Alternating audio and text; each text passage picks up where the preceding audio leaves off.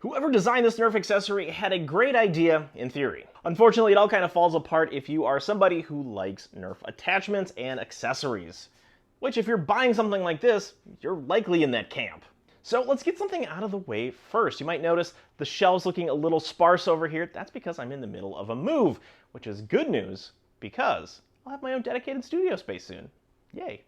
And if you want to see what that space is going to look like, be sure to hit that subscribe button. But that also means I'm not going to have all my fancy equipment, all my cameras out. This is just going to be a video that I shot on my iPhone. So let's talk about this accessory right here. It's clearly a stock, but it's also a Nerf blaster because it has this trigger here. This is from the Nerf Modulus line around circa 2014, and you know, it's not all that powerful, you can tell, because it has the gray trigger.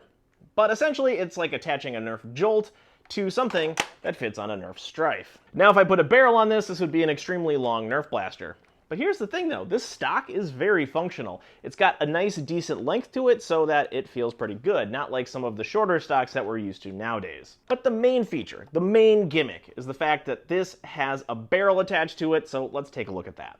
Again, I mentioned this is just like a Nerf Jolt. Plug a dart in, prime the handle, and I mean really that's it. Decent, right? Like, nothing special, nothing great. And it works well on the Nerf Strife. That's because the top of the blaster is perfectly flat. So again, demonstration. No issues whatsoever. Here's where it all falls apart.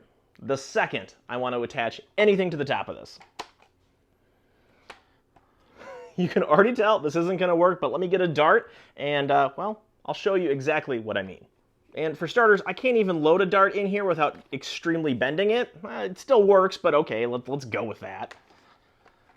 Prime it, and just so you can kind of see the whole thing in motion, I'm just going to fire it off this direction.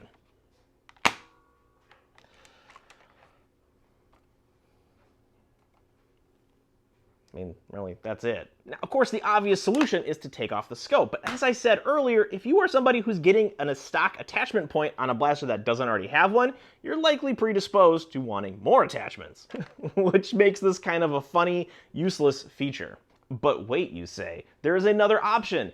In the middle of battle, I can remove the stock, and now I have a blaster in one hand and a blaster in another hand. True. Absolutely true. This being a flywheel blaster, I don't need two hands. This one being a spring-powered blaster, I'm going to need to awkwardly prime it.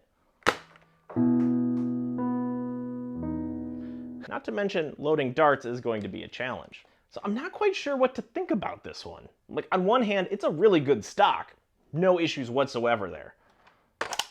But the one thing that it was supposed to do, the one gimmick that was its selling point, only works if your blaster is perfectly level on top. Which, let's be honest, that's not very many Nerf blasters anymore. I mean, imagine if I put an ion fire behind here. That carrying handle, this is going to get stopped by it. So that's one of the curious cases of Nerf accessories. It's a great idea in theory. However, it all kind of falls apart when you want to use it in concert with other Nerf accessories. Do you have one of these stock blasters? And if you do, how do you use it? And I really want to know because I'm genuinely curious. So that does it for this video. Again, another quick video, but as you can see, in the middle of a move, and well, it's going to be that way for a little bit.